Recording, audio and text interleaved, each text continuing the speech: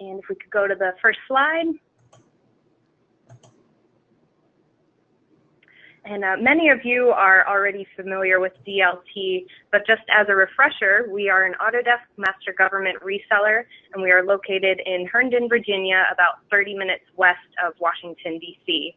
We partner with Autodesk Government resellers to provide Autodesk products and support specifically to the public sector. Today's webinar is our third webinar with Lynn Allen, and we plan to have one more within the coming months. And along with the webinars, we've also teamed up with Lynn and some of our top reseller partners to present the future of building things in government. And we have conducted 3 of our 4 half-day seminars. Our final stop for this year is going to be next week in Albany, where we will have a keynote delivered by Lynn and 2 breakout sessions, one on buildings and one on infrastructure. And then we will close with a live tips and tricks session presented by Lynn. For more details, and if yourself or anyone you know is in the Albany area and would be interested in attending this free event, please visit that link that we have here on the slide. We'd also like to invite you to visit GovDesign Hub, which is a digital design portal for the public sector, which has relevant content that highlights the digital design solutions that are empowering public sector organizations. Posted on the site a couple months ago, there was a chance to win a free pass to Autodesk University by submitting your agency's achievements, so be sure to check that out as well. Submissions for this are due by the 15th of this month, since Autodesk University is fast approaching. So if you're interested, be sure to submit by Monday of next week. And DLT will be exhibiting at the Autodesk University in the Buildings and Infrastructure Quad at booth A258. So if you're planning on coming, be sure to stop by.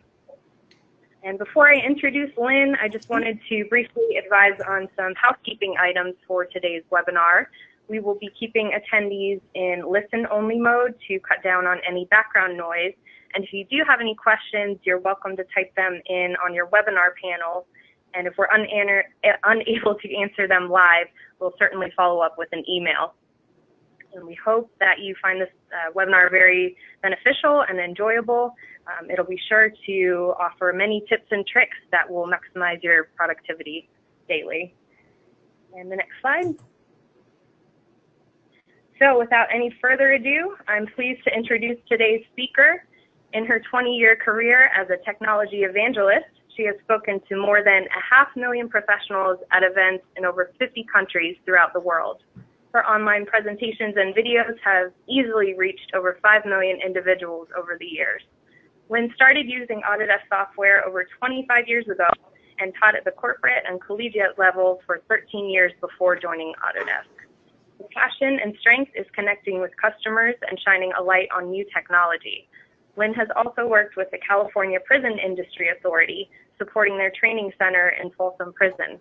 She is very passionate about training offenders so they can gain employment upon release and avoid re-incarceration, and has spoken at various national events at the Columbia School of Law on the topic. Lynn has also provided the keynote at many STEM conferences and is very focused on showing our youth they can change the world through technology. It's my pleasure to introduce Lynn Allen. My goodness, well, that is quite an introduction. Thank you. All right, so most people don't know that last part about me, a little passion that I have on the side. So thank you for that fabulous introduction, Holly. I appreciate it. And today we're going to be talking all about AutoCAD, of course. I'm going to be sharing with you some tips and tricks. It doesn't matter what release of AutoCAD you're on, and I know that you guys don't always get to be on the most recent release of the software, and it's not going to matter today. So how about that? I'm going to be sharing with you some tips and tricks for all different types of releases. I think I just have like 1 or 2 little tips that are from the most recent release. The rest of them are all over the map. So my goal today is to take you through some tips that are going to help you be more productive. There's no way I'm going to show you all tips that you don't know. I'll be just happy if you walk away with a handful that you can try them right after you get off this presentation, all right, so you don't forget about them.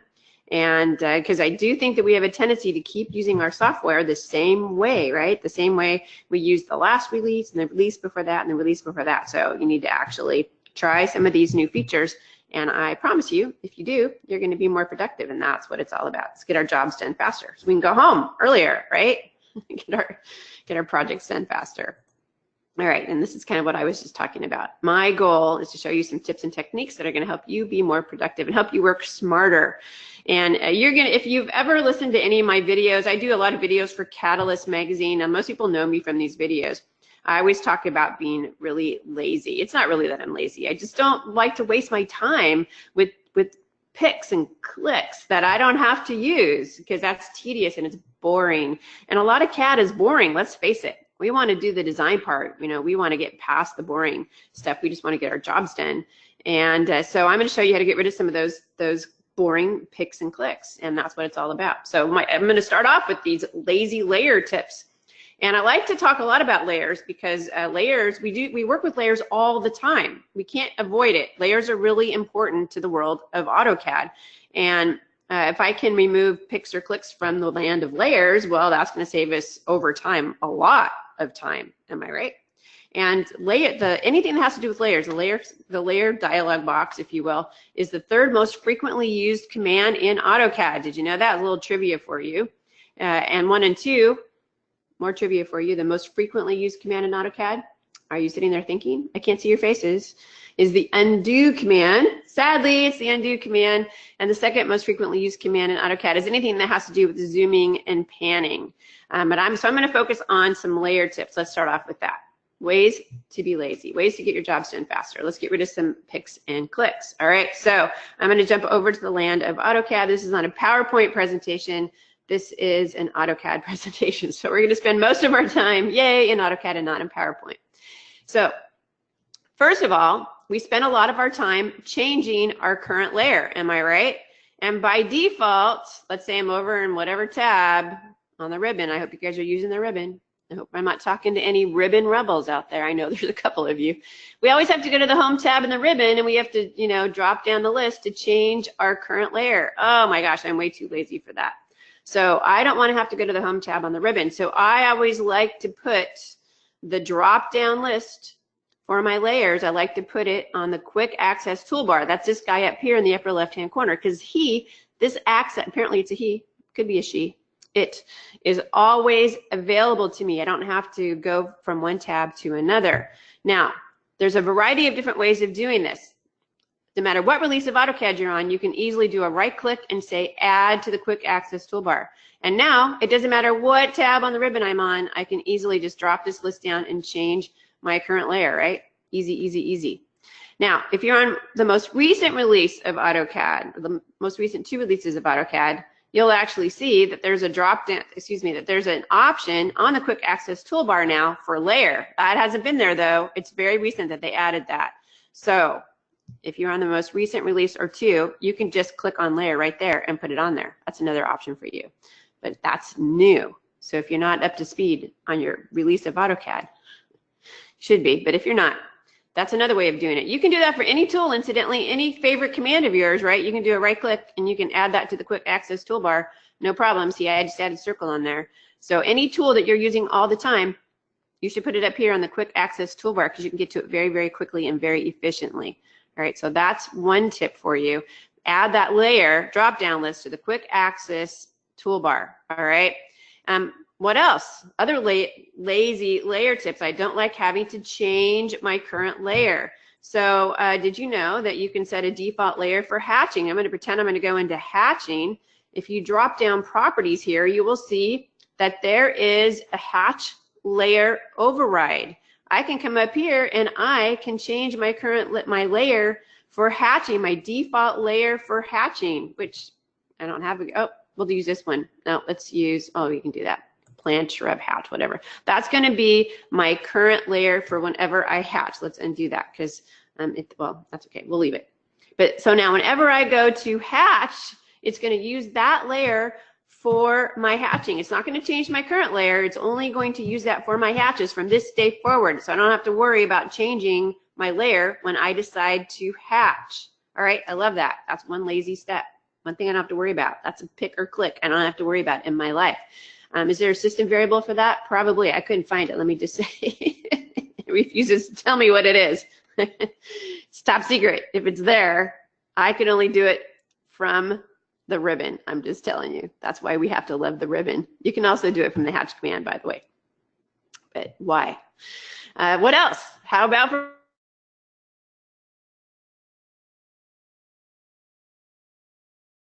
that? You should be setting a default layer for dimensioning so that you don't have to keep flipping your layers around when it comes to dimensioning. This does not change your current layer. It only changes your layer whenever you decide to do some dimensioning. So I could come up here and I could pick whatever layer I want for my dimensioning, my default layer for dimensioning. There's also a dim layer command. Unlike for a hatch, there's actually a dim layer command. There's no hatch layer command, but there's a dim layer command.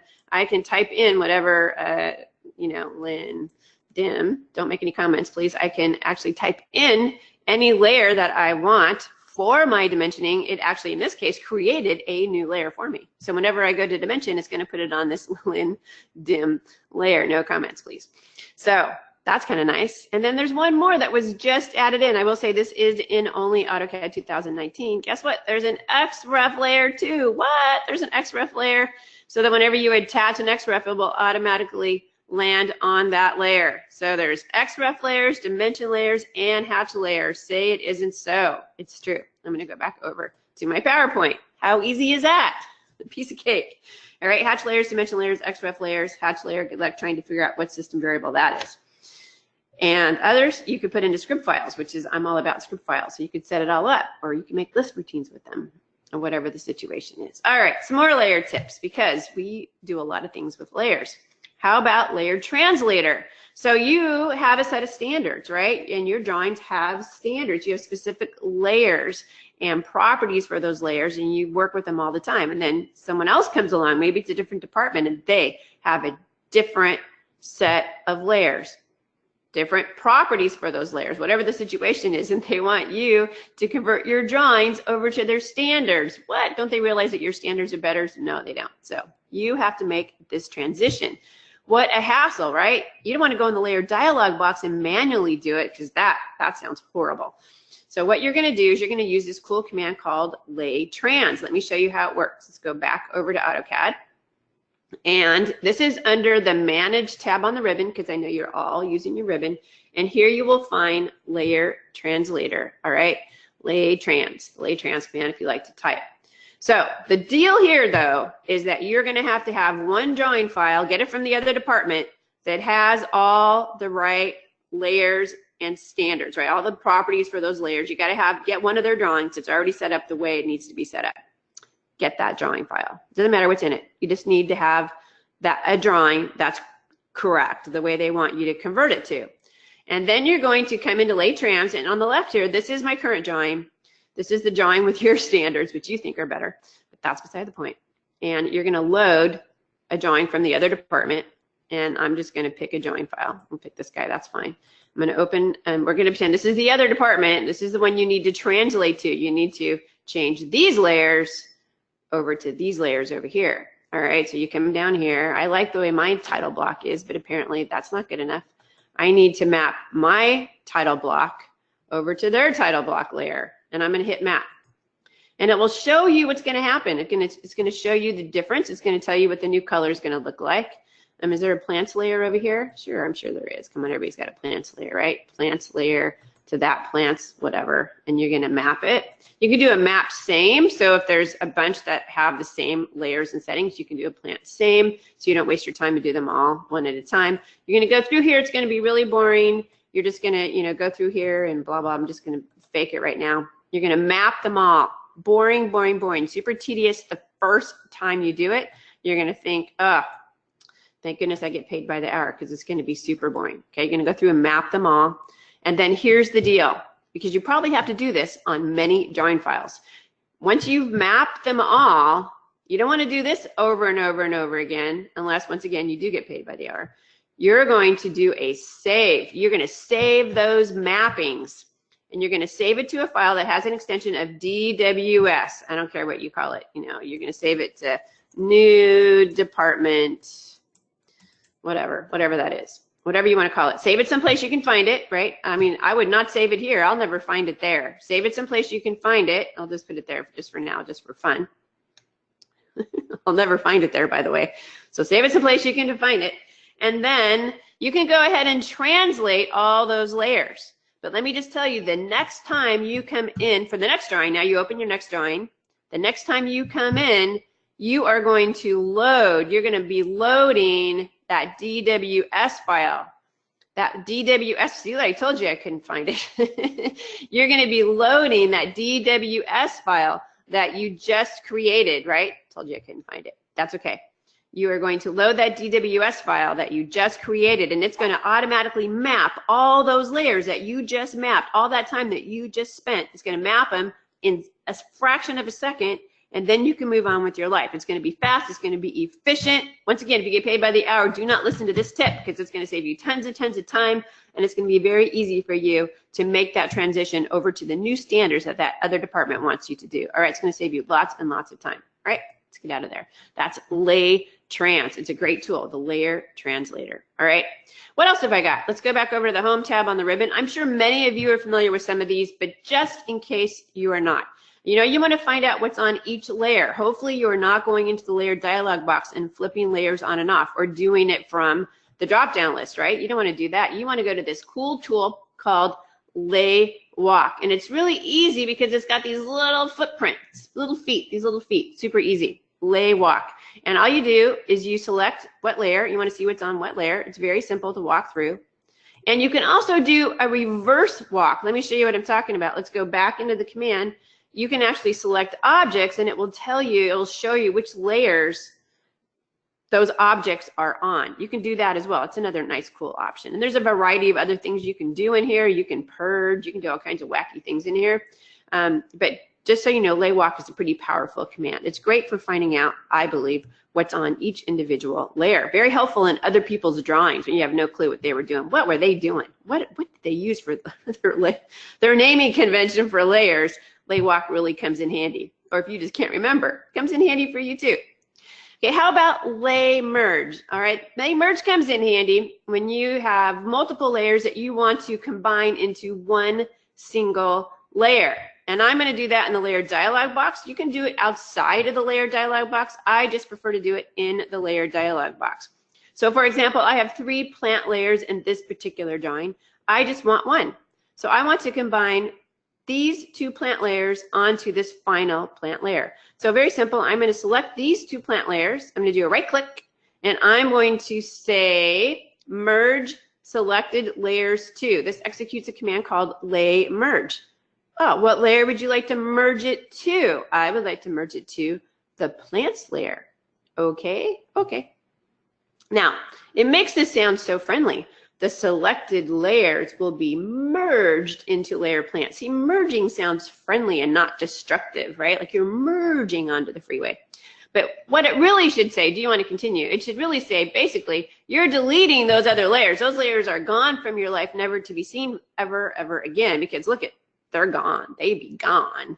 And those other 2 layers, all the objects from those other 2 layers are now on plants. They now have all the properties of the plants layer. So it is a fairly destructive command. It's efficient.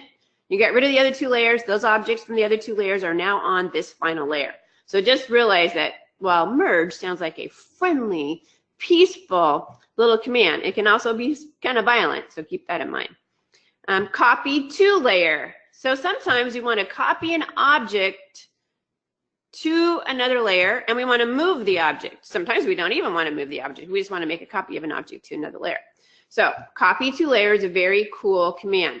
So let's say I want to make a copy of this text right here and I want to copy it to another layer and I want to also move it, relocate it. So I'm going to, I'll type it in because I'm going to be lazy here. Copy to layer. There we go. Don't be like me, be better than me. I want to copy this object right here. And that's just that object. Now let's select the object on the destination layer or name. All right, so you can type in the name of the layer you want to go to. Let's once again, am lazy. I actually wanted to end up on the this is the destination layer where these walls are. I'm going to go ahead and just click on there. Let's turn off. Let's turn off object selection. We'll talk about that in a bit. I just turned you off. Oh wait, I didn't turn you off. All right, Control W. Now you're off. You better be off now. Are you off? Cycling off. Okay, let's try that again. There's the layer. It knows what layer. And then I'm going to go ahead. We'll talk about selection cycling in a little bit. I turned it on so that I'd be prepared, but now it just got in my way. And you'll see later, I'll tell you it got in my way as well. Okay, and now it wants to know where do you want to copy it from? I want to copy it from here over to here. All right, so now you'll see that it made a copy of this object and it copied it onto this other layer. So it kind of killed two birds with one stone.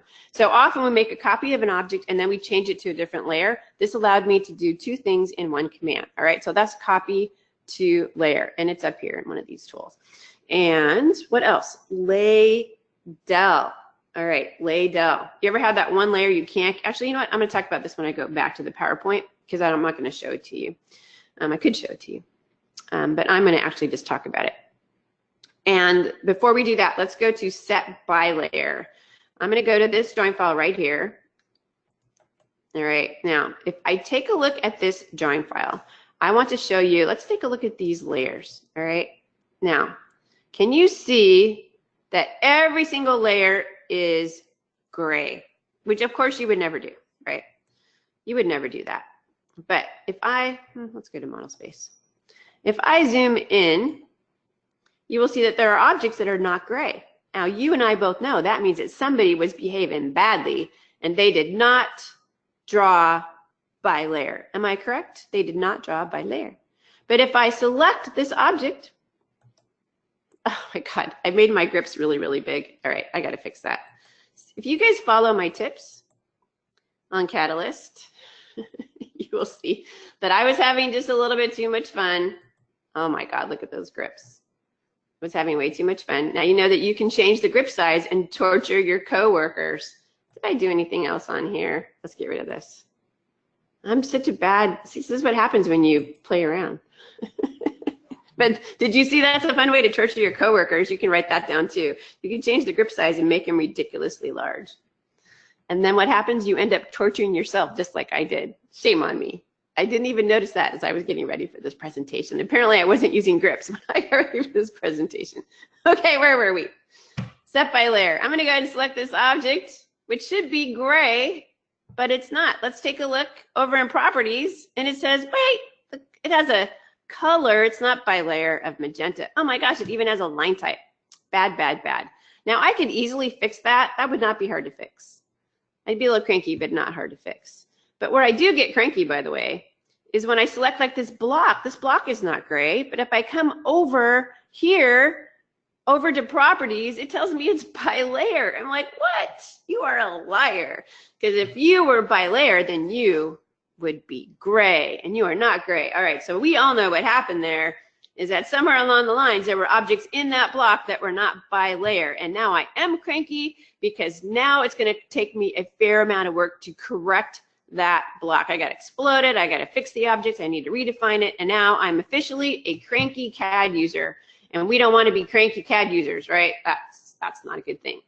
So I absolutely love, love, love, love, love, love this command. Incidentally, this command is under modify, and it is hiding out right here, right there.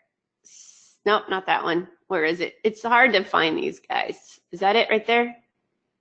No, right here, I found it, set by layer. They all look the same to me. I like to type them in because I'm a really good typist, but if you're not a good typist, you don't like to type them in. Set by layer. There it is right there, set by layer. I'm gonna go ahead and do set by layer. I'm gonna say all, because I wanna grab every darn thing. All right, hit an extra enter. Change by block to by layer. Absolutely, you betcha. Including blocks. Absolutely, you betcha. Now look at the screen. Everything is gray. The world is a beautiful place. It even fixed my blocks, including nested blocks. Oh, it's such a beautiful thing. All right, let's go back over to the PowerPoint. And the one I left out was lay del, which I'm not going to show you because I can just explain it to you. But basically just tell you that we all know what it's like to have a layer that we cannot purge. All right, we turn off all the other layers. We see there's nothing on the layer. We zoom around, we pan around, there's nothing on that layer. We don't know why we cannot delete that layer. And let me tell you, there's a lot of reasons why you cannot delete a layer. Maybe somebody went in and to the text command and hit the space bar. You can't see anything on that layer. Or maybe that layer is referenced in a block. That's usually the reason why you can't delete a layer, by the way. A lot of reasons. And it's not that like that layer is really caught, it's not really slowing you down. It's not really a big problem, but that is not the point, right? The point is that you want to take control. You want that layer gone. You want that layer to go away and get out of your AutoCAD life. So Laydell, let me just tell you, Laydell is there for you. Laydell is going to delete that layer. It doesn't care why that layer won't delete. It is happy to remove it from your life, except for, of course, 2 layers. 2 layers it won't delete, you know, layer 0 and def points. Those guys are golden. They're safe, safe, safe, safe. They're not, those will not delete for good reason. All right, but other than that, it's every man for himself. In fact, if a layer is referenced in a block, Laydell will open up that block definition and rip that layer out, redefine that block right there on the fly, and then delete the layer. Oh yeah, that is power. All right, now just remember, where there is power, there is danger. Keep that in mind, all right? Use your power for good, all right? So keep that in mind. Laydell, love, love, love that command. One of my favorite commands. Love to talk about Laydell, which I can't do in my 60 tips in 60 minutes presentation because you can see it took like 3 minutes just to give you that tip. All right, what else have we got? XREF overrides. I like this. This is kind of along the same lines as by layer. That's why I usually talk about it after the by layer. Same idea. You have an attached XREF. I'm going to show it to you. Enough of this PowerPoint. I promised you not too much PowerPoint. I'm going to show you what I'm talking about. It's easier to see it anyway. So here I have a drawing file, and I've got 3 viewports, right, and views, and I have an XREF attached inside of these viewports, right? You just have to believe me. I'm going to go over to layers. And I'm going to, here's my XREF. Here's all the layers with my XREF. And I decided I want to change the color of the layers of my XREF. All of them. I'm going to do a right click. I'm going to say select all. Let's change the color of all of them to, what color are you feeling like today? Wish I could see you and actually take a poll. Let's just pick, I don't know what color that is. It's like a light, it's like a teal, like a Tiffany blue almost. My dog's name is Tiffany. We'll just go with it. Oh, what happened? So some of the objects changed to this Tiffany, kind of Tiffany blue, but not all of them. That's because, once again, some of the objects from the original drawing were not set to by layer. Am I right? Am I right? Ah, so annoying. All right, well, I want to be the boss. I want to take control. There's this very cool system variable called XREF override that allows you to be the boss. You get to be the boss. If you set XREF override to 1, watch the screen. Guess what? Everything gets set to by layer, and it lets you be the boss and lets you control the properties of those layers. Come on, that's awesome. I'm going to show you one more thing. If you guys are on the most recent release of AutoCAD, if you happen to be on AutoCAD 2019, you can also get to that system variable by going into the settings, the layer settings dialog box. There's an option here, treat XREF object properties as by layer. You can also control it in here. In fact, if I turn it back off and I come back out here, you'll see I'm back to where I was. So, you know, it's binary. Okay, so it's on or off. It doesn't affect the original source drawing. Everybody's safe. Nobody's going to get mad. Your CAD manager is not going to hurt you. So everybody should be fine. And you can change it anytime you want. Allows you to be the boss. I'm all about being the boss, at least when it comes to bossing around AutoCAD, right? There you go. Object selection tips. How am I doing on time? All right, so we are selecting objects all the time. Another thing that we do all the time. Let's remove picks and clicks. Let's make our lives easier. All right, so I'm going to just show you some tips that I think are going to make your life better. That's what it's all about. Oop. Making your life better. Okay, fine. You don't want to go there. We'll go over here then. All right. I am in a drawing. Let's say I'm in somebody else's drawing. Once again, another department handed you their drawing file, and you just need to make a few changes or additions. I don't know what they did. I have no idea what they did. I don't know what their dimension styles look like. I don't know. Who knows what they did? To start with, I need to add another line. And if I can highlight this, I can see kind of basic information. It's a polyline. I don't know. I don't want to figure stuff out. I don't like to do reconnaissance missions. Do you like to do reconnaissance missions? I don't. I just need to add in another polyline, and I'm lazy. So I love this very cool tool. I'm going to select this polyline. I'm going to do a right click. I love this add selected. This is for the lazy in all of us. Add selected. And I'm going to come right up here, turn my snap off. You guys use your snap. And apparently my crosshair is monstrously big too. You can see I was having too much fun. I just did a video called the UI boxes in AutoCAD. And you can see I was playing around with all the UI boxes. You can check it out if you want to. That's on Catalyst as well. And I'm going to go ahead and just select these. As you can see, they're monstrously huge, but that's okay. Can't say you can't see it on your screen. They're huge. So I didn't have to figure anything out. It temporarily changed my current layer, so I was on the same layer as whatever object this was drawn on. It duplicated the properties, the line type, whatever the scale factor was. It figured it all out for me. I love that. That was a beautiful thing. Just saying, it was a beautiful thing. All right, what else? I need to add a dimension. I don't know what this, maybe it has overrides. What if it has overrides? Oh my gosh, it'll take me forever to figure that out. I don't know what style it is. Lazy Lynn. I'm going to select this dimension, do a right click, add selected. I need to add one more dimension right in here. Biggest object snaps ever. And it just figured it all out for me. How easy is that? How about this text? I don't know what this text is. I don't know what the height is. I'm lazy. Let's add one more text string. Right click, add selected. I love this. Let's put it right here. Now, I don't have to give it the height, but I do have to give it the rotation angle because I might want to rotate it. Now, I don't want to rotate it. I'm going to leave it at 0. And let's put in, how about DLT?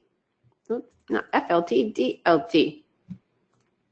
So exact same properties as that text. Same layer, same height, all the same properties, same style, exactly the same deal. All right, lazy me. That was very fast. I didn't have to do any reconnaissance missions. Okay, and before I leave this particular view, I want to also show you a very cool tool, which I usually run out of time to show, and I don't want to run out of time and not show it to you. If anybody's handed you a drawing, with dimensions, we all like to believe that the dimensions are accurate. Am I right?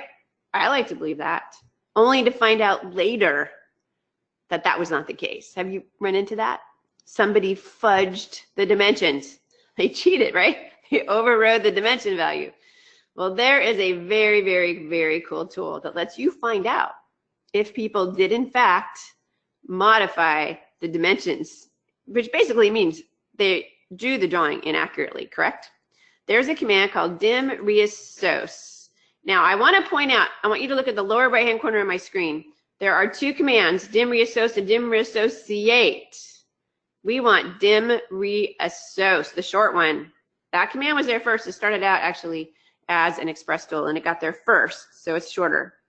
Select objects. Well, if I want to check somebody's drawing, I'm going to say, oh, I want to check out all the dimensions, see if somebody cheated. I'm going to hit an enter, and I want you to see that it found, let's zoom out a little bit. Oh, look, it found 1, 2, even 3. This dimension 2. It looks like there's that. Might even be more if I zoomed. Oh my God, up here too. Look at all the dimensions that were fudged, that were overridden, that are inaccurate. Those dimensions are not correct.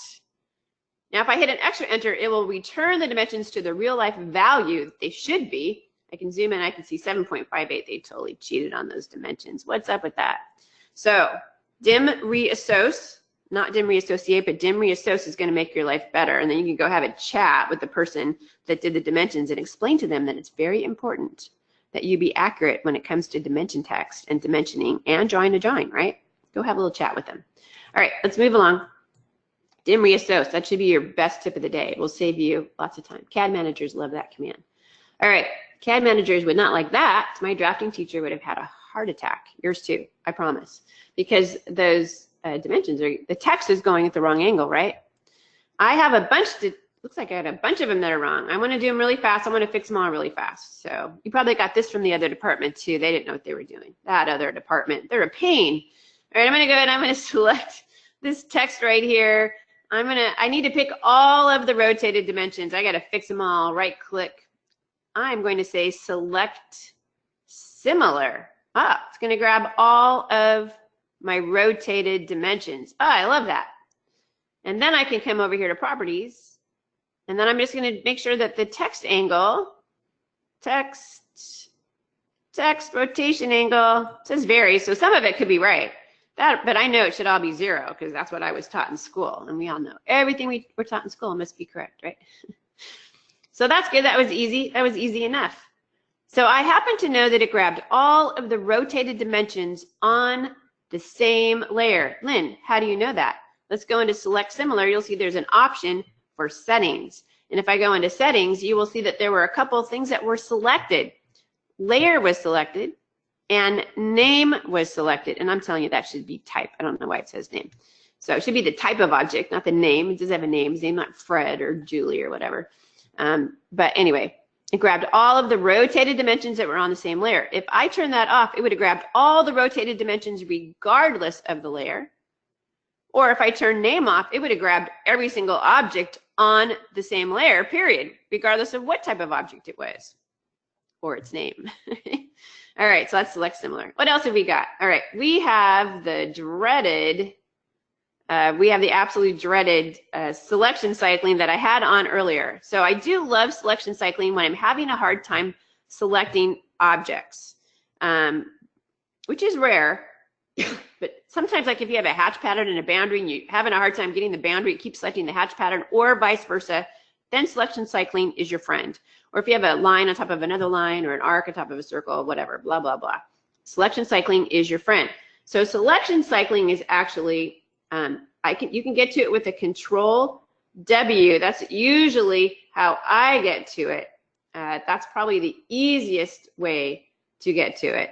Let's do a Control W. You can also get to it right down here on the status bar. This guy right here, you can see selection cycling is on. If I do Control W again, you'll see it goes back off.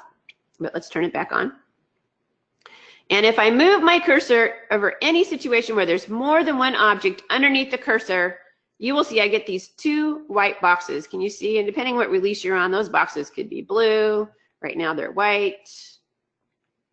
It changes a lot based on the release. All right, I'm going to come over here and I'm going to move my, we already saw some selection cycling earlier and I was not pleased if you recall. And so I turned it off. So I'm going to move my cursor right about there and I'm going to just click. And you will see, I'm going to zoom out. I want more things underneath there. In fact, let's pretend I'm in the erase command and I'm going to go ahead and select again. I got more things that time. I just want to get a bunch of things. And you will see selection cycling found a whole bunch of things underneath my pick box. It found a polyline. If I move my cursor over it, it shows the polyline. It found a block reference. It found just a plain old line. It found a rotated dimension. Anything else, buddy? Nope, that was it. Rotated dimension, a line, a block reference, and a polyline. It found a lot of things. Well, maybe I was trying to erase that line. I was just having a hard time getting to it. So at that point, I could go ahead and erase that line and move on with my life. That's selection cycling. Remember, you can pick it right down here, or you can do a Control W, whatever you prefer. All right, so I'm going to actually turn it back off, though, because I do find it annoying, but you can't say I didn't show it to you. And some people love it. Some people absolutely love it. And it's easy to turn on and off at your will, which is also good. All right, what else have we got? So we have learned over time to control the objects on the screen, what we see on the screen, with layers. But there are other ways of doing it, not just with layers. We can also isolate objects, object isolation. And this is the way a lot of other CAD programs have worked that don't have layers, incidentally. So let me show you what I'm talking about. I'm going to go ahead and I just need to work on a specific group of objects. And I'm not going to get into layers. I'm going to avoid layers. I want all those objects and I want all these objects. And I'm going to do a right click anywhere. And I'm going to click Isolate Objects. Without doing any layers at all, I've now turned a bunch of objects invisible. And we know that if you can't see an object, you can't edit an object, you can't hurt the object. Am I correct? I am correct. Yes, Lynn, you're correct. There's still too many things in my way for me to do the type of editing I want to do. So I'm going to get rid of a few things. I don't want that guy, I don't want that guy, I don't want him or him. Let's get rid of a few things. I'm going to do a right click and I'm going to say isolate. This time instead of isolate objects, where I've selected the objects I want to keep, I'm going to hide objects. I'm going to do the opposite. Now I've selected the objects I want to go away. So you can isolate the objects, pick the objects you want to stay, or you can pick the objects you want to hide. All right. And then I could work, do whatever I needed to do. Once again, we haven't done anything with layers. And then when I'm finished, I can do a right click, I can go to isolate, and I can say end object isolation, and everything will be back to the way it was before, or I can go down to the lower right-hand corner of the screen, down to the status bar, and you will see that there is a tool.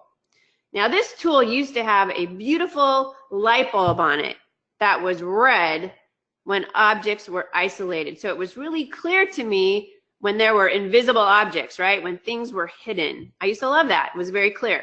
Now, I can't tell now. I can't tell by looking at my screen that there are objects that are hidden, which is great if you like to torture your coworkers, let me tell you, because they're not going to know by looking at what is now a tiny little blue circle. This is terrible. This is like the worst icon ever. I'm sorry. I'm going to go ahead and I'm going to click on this, and you will see that there are the same options: isolate additional objects, hide objects, or end object isolation. I'm going to hit end object isolation. And you will see, if you look at the icon, that tiny little circle is no longer blue.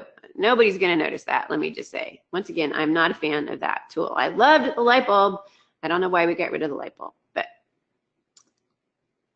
I just do the tips and tricks presentation. Let's go back over to the PowerPoint.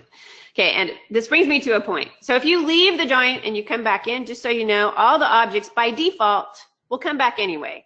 So if you were playing a trick on somebody, you walked by and you selected all the objects, you did a right click and you said hide object. Let's say you were being mean, and they came back and they freaked out. They're like, oh my gosh, all my layers are on. I don't know why I can't see any of my objects. You were just being mean or trying to play a trick on somebody.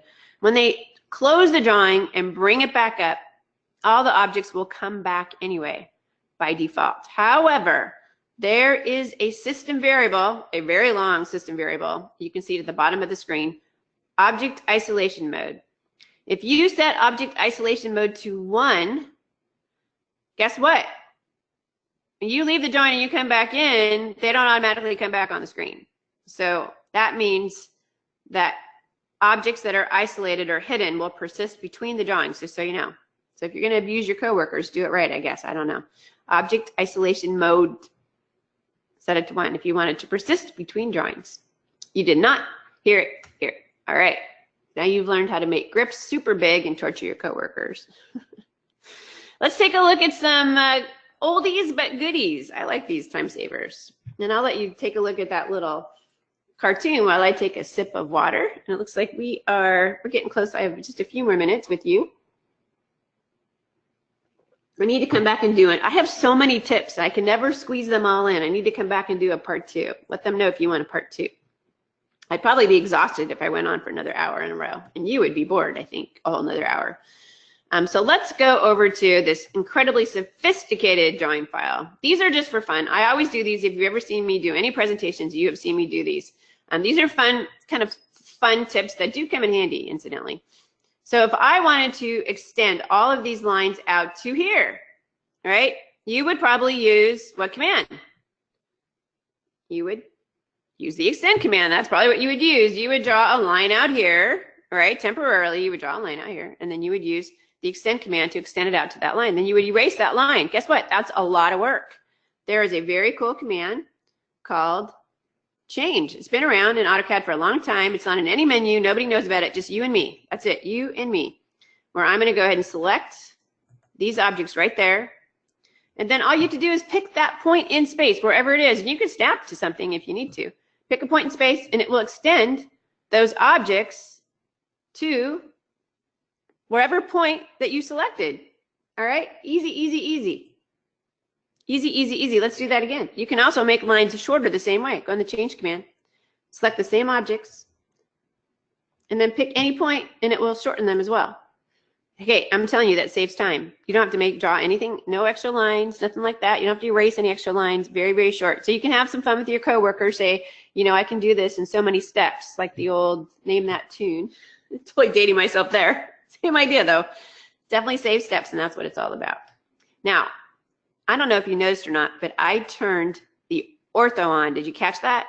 Because let me show you what happens if you do not have the ortho on. I don't know why you're writing me an email saying, Lynn, it doesn't work. You have to have the ortho on to get that result. Let me show you why. Let me hit an enter to go back into change. I'm going to go ahead and, well, I could have done a for previous, but I didn't. It's bad, Lynn. Let me do that again. Pick a point in space. What? That's probably not what you had in mind. So if your ortho is not on, you will probably not get the desired result. Just saying. All right? Just saying. Let's go back over to, let's see. You probably know this one. If you are not on a, so recently they added in the information to let you know that you can change the direction of an arc. But if you're not on a recent release, you don't know this. So I just want to make sure you know this. So we're all on the same page. Most of you know this. For years and years and years, you can only draw arcs counterclockwise. Recently, well, it's been a few years, but it was top secret that you could reverse the direction. You can see it down there at the command line, hold control to switch direction. But for a long time, they did not put that in the prompt. But now you know you can use the, see, it wants to go counterclockwise. It loves to go counterclockwise, right? But now you can hold the control key down and it will go clockwise. And they finally put that into the prompt, which is good, because otherwise it was top secret. I'm telling you, people sit in on my classes at AU. That's how they know. And I fuss about it every year. So finally they put it into the prompt, just so you know. If you're not on a recent release, though, you wouldn't know that. So you hold the control key down to switch directions. So just in case you're not on a recent release, now you know that you can do that. And what else? If you guys are into grips, like I am, you saw how big my grips were before. Oh my goodness. Did you know that you can have more than one hot grip by holding the shift key down? And then you can go, woo, you can stretch, in that case, many things at one time. Really helpful if you were stretching like a rectangle or a square or something like that. So you could do a shift or more than one hot grip. Hopefully you also know that you can, let's do some undos here. Let's do some undos. Let's get back to where we were. Hopefully you know you can fillet between parallel lines. Let's change that. Let's make this one shorter. Let's also turn that off. Let's do that. Okay. You can fillet between parallel lines. Do you guys know that? Like you can answer. If I decide I want to fillet between here and here. Now, did you see that whatever line I pick first is the one that wins, so it's going to have to shorten that second one to accommodate. It's going to do two beautiful tangent arcs there. One beautiful tangent arc, I should say, between the two. Do that again. If I pick this one first, it's going to lengthen the second one to accommodate, right? So whichever one you pick first wins. That's an important key piece of information. And then, oh, I just have to share this with you. Now, if you have a veteran in the office, he or she totally knows this command. But a lot of people do not know. The oops command, you guys know the oops command? And the oops command makes sense when you see what it does. So I'm going to draw some things. Well, first of all, let me erase. I'm going to erase this guy. Let's just erase that. I didn't even get it all. I erased that. Okay, now I'm going to draw some stuff. Let's have some fun. I'm going to draw some stuff. La, la, la, la, la, la, la, la. And I'm going to draw a circle. And I'm going to draw another circle. And now, oh, I wish I hadn't deleted that object. Shoot, I didn't really mean to delete. I've changed my mind. How do I bring it back? I could undo, but if I undo, I'm going to lose all of this amazing geometry that I've already just added to the screen, right? I'd have to redraw all that. Oh, that'd be so sad because it's beautiful. You have to admit, it's a piece of art. There is a command called oops. Oops undoes, brings back the last thing that you erased, whatever it is. Oh, look at that. I don't have to undo my artwork. I can just do oops, and I can bring back the last object or objects that you erased. All right. Can't say I didn't tell you about that. And then let's actually go back over to the PowerPoint. And then last but not least, I'm not going to show you this one in the interest of time because I'm totally running out of time. There's never enough time. You ever had a viewport inside of another viewport? You're in paper space. You have a viewport inside of another viewport. You can't get into that viewport. You have to move one of the viewports just so you can get inside of the other viewport. Oh, so annoying. Just so you know, Control R. Use Control R to cycle through all of your viewports. All right, Control R to cycle through all your viewports. It will end up inside of that little viewport, and then you can work inside it. I promise. Control R. All right. Now I'm going to finish this next page. Okay, I'm going to do 3 on the next page, and then I'm going to come back again. I'll come back and I'll do more tips because I didn't get nearly as far as I wanted to. But I'm going to show you these. I'm just going to show you 2 of these because they're so awesome. And then I'm going to stop talking. All right. This is a line. If I go into the p-edit command, which we go into all the time, right? The p-edit command. and I select this line, it's going to come back, it's going to say, the object selected is not a polyline. Do you want to turn it into one? Hello, of course I do. I just went into the p-edit command. Hello, how many times do you have to hit an enter, right? If you've gone through this, you've hit an enter, right? And if you say no, incidentally, it just kicks you out of command. So it's kind of a stupid question. I'm a smart, intelligent human being. I wouldn't have gone into the p-edit command and selected a line unless I wanted to turn it into a polyline, correct?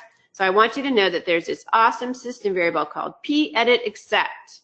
And if you set that to 1, it will never ask you that question again. Oh yeah, check it out. Now I'm going to go back into p-edit and I'm going to pick the same object. And just to make sure you know, it's still a line. See, still a line. Okay, p-edit. I'm going to select it again. Does it ask me that question? It does not ask me that question. It takes me right into p-edit. That's one more pick and click out of my life. I don't have to worry about it anymore. It's a beautiful thing. I'm a happy person. I love that. All right, p-edit accept, and then last but not least, I'm going to show you one last command, and then I'm going to turn it back over to the fabulous Holly. Oh, but it's not over till the white dog barks. Okay, that's how you know it's live. All right, so last one. I went into mtext, and I want you to see that my sample text string says AutoCAD. Do you guys know that you can control the sample text string? Yours probably says A, B, C. Oh, how boring. MT jig string. Lets you control it. Let's change it to DLT. Of course, uppercase Lynn, DLT. Now when I go into text, it says DLT. Yay. All right, you only can have like 10 or 11 characters. You could put your dog's name, not in my case because she decided to bark, but you could put your company name, you can put your, I don't know, your partner's name, whatever you want, but change it to something that makes you happy because let's face it, we draw a lot of text. You want something that makes you happy about using AutoCAD. All right, that's MT jig string. I'm going back over here. We didn't get all the way through this. Tray notify. If you don't like the little bubbles that show up in the little right-hand corner of your screen, you want them to go away from your life, you can set tray notify to off. All right, I'll come back another time. Look at all the pages I have. Oh my gosh, so many things I wanted to show you. I have to come back. So I'm going to jump to the last screen here of my presentation. If you have other questions about anything, I'm going to actually take a look at the questions when I turn it over to Holly, see if there's one that I have time to answer. But this is my email, lynnallen-consult@outlook.com. If you are into Twitter, like me, I really love Twitter. I share tips up there all the time. Feel free to follow me at @Lynn_Allen. And I kept mentioning the Catalyst videos. There's a whole boatload of them up there. They're short 3-4 minute videos. A lot of people really love those videos, and maybe I'll come back and do another presentation. I would love to. So on that note, let me turn it over to Holly while I take a look at some of those questions. All right, great. Thank you so much, Lynn, and thanks so much for attending today's webinar. We hope each of you found some valuable takeaways, and just a few closing items, and then we'll get to some questions as Lynn mentioned. For any questions, any additional questions that you all might have after this webinar, or any suggestions for future webinar topics, or any requests for quotes, please email us at autodesk@dlt.com, and we're more than happy to assist you. Also relevant to today's webinar, there's a current promotion for a large discount off of new AutoCAD subscriptions. This promotion applies to 1-year, 2-year, or 3-year subscriptions, and to both single or multi-user subscriptions. For the 1-year subscriptions, the discount is 20% off of our government pricing, and for the multi-year, to really maximize your savings, it's 25% off of our pricing for those subscriptions. And this offer is valid the 9th through the 23rd of this month, so reach out to us again at autodesk@dlt.com to request a quote, and we'll turn it around to you quickly so you can take advantage of this great offer before it expires. If you have any questions on this promotion, we're of course happy to help with that as well, and our team is readily available and always willing to help. Lastly, we'd like to remind you again to check out Gov Design Hub. On the site, there's case studies, Q&A articles, on-demand webinars, and much more to explore, including recent articles authored by Lynn Allen herself.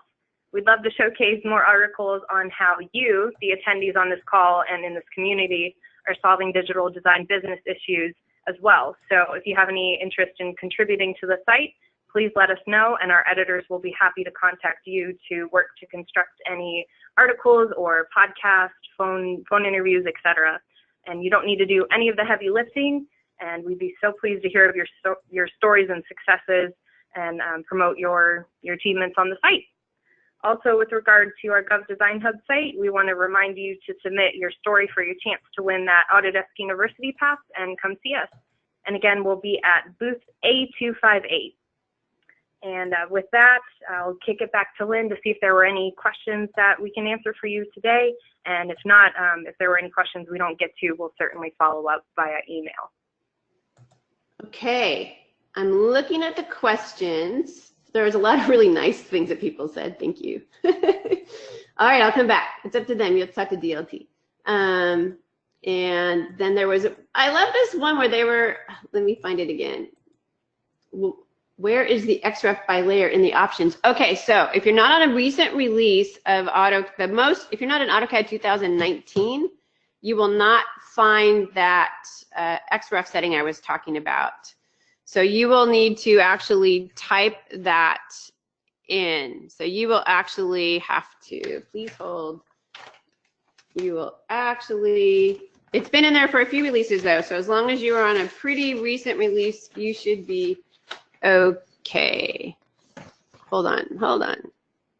What did I do? Throw all my stuff all over the place? XREF override. I can't find it, but it's XREF override. You'll have to type it in. You have to type in XREF override.